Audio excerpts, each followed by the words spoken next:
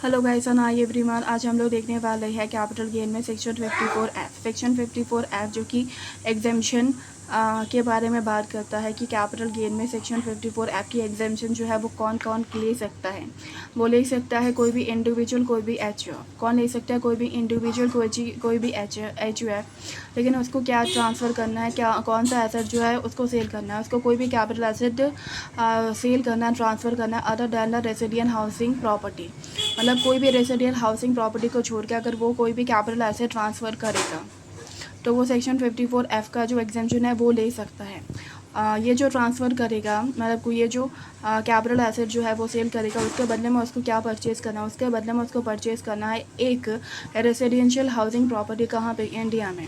तो उसको बेचना है एनी एसेट, एक any capital asset other than the residential housing property जिस पे लॉन्ग टर्म कैपिटल गेन आना चाहिए, और उसके बदले में उसको परचेज़ करना है वन रेसिडेंशियल हाउसिंग प्रॉपर्टी। कहाँ पे? इंडिया में। यहाँ पे जो एग्जेम्पशन लिमिट है वो कैसे कैलकुलेट करते हैं, ये नॉर्मल तरीके से थोड़ा अलग तरीके से कैलकुलेट होता है। अमाउंट इन्वेस्टेड, मेरे साथ बोलिए, अमाउंट इन्वेस्टेड इनटू में long term capital gain divide करेंगे नेट सेल कंसिडरेशन से।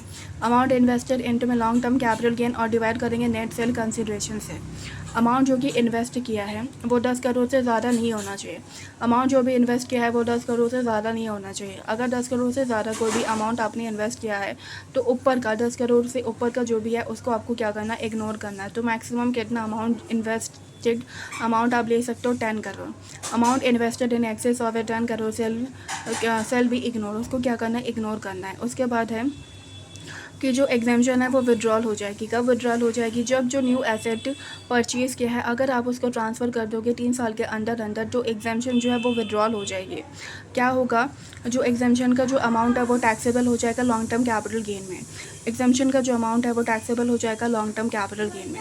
उसके बाद जो 3 पॉइंट है, इसमें से जो न्यू पॉइंट है वो आपका लास्ट वाला है, जो कि आपका बात करता है जो एसईसी है वो एक से ज़्यादा रेसिडेंशियल हाउसिंग प्रॉपर्टी परचेज नहीं कर सकता है।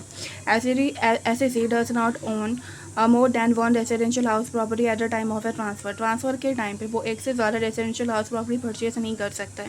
बाकी 2 पॉइंट जो है वो सेम है जो कि हमने दूसरे सेक्शन में भी देखा था।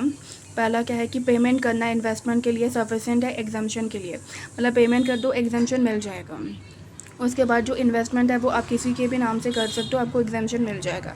इन्वेस्टमेंट जो है वो आप किसी के भी नाम पे कर सकते हो, आपकी वाइफ होगी, आपका बेटा हो गया, आपके मम्मी पापा हो गए, लेकिन आप इन्वेस्टमेंट आप किसी के भी नाम पे करो, एग्जाम्पशन मिल जाएगी। Investment in name of any other person also eligible for the exemption. Okay बच्चों, आज के लिए इतना ही।